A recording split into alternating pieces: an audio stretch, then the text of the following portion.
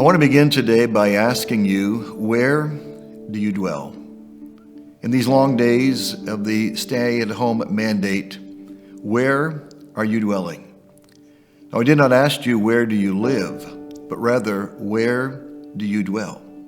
The psalmist tells us in Psalm 91, "He who dwells in the secret place of the Most High shall abide under the shadow of the Almighty. I will say of the Lord, He is my refuge and my strength, my fortress, in Him will I trust." When I asked you, where do you dwell, I'm asking you, where do you place your life, your thoughts, your anxieties, your concerns? To dwell can mean a couple of things. It can be the place where we live, or it can be the place where we place our thoughts. It can be a place of happiness, or it can be a place of unhappiness, anxiety, and dissatisfaction. Sadly, for many in our country during these last few days and weeks, they have been dwelling in fear and worry. For many people, when difficulties come, they run to their fears and often allow their fears to overwhelm them. The psalmist, however, asked us to consider another place to dwell. He tells us that we should be dwelling in the shelter of the Most High.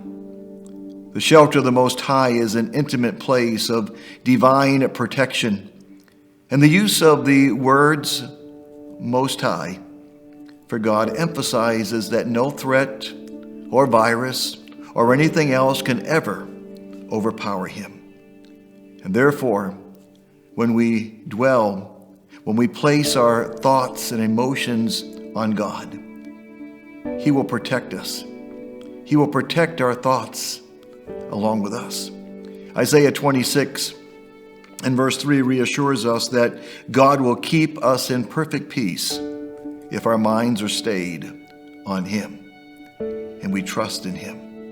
We must also remember to stay at the place of protection, because Psalm 91 also tells us that we must abide in the shadow of the Almighty.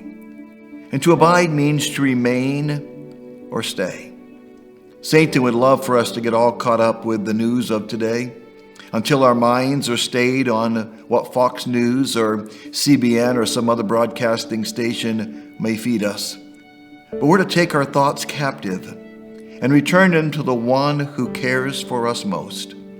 It's then that we can say that God is my refuge, my fortress, my God, in whom I trust. Today, my word to you is, do not allow these days of chaos and frustration to pull you away from the Lord. Remain steadfast, clinging to Jesus for your protection. There's no better place to dwell, no better way to have peace in the midst of the stay-at-home mandate than to dwell in the secret place of the Most High and to abide under the shadow of the Almighty, knowing that the eternal God is our refuge, and underneath are His everlasting arms. I pray that you will have a blessed week. We love you. We are praying for you. And may you continue to dwell in the secret place of the Most High.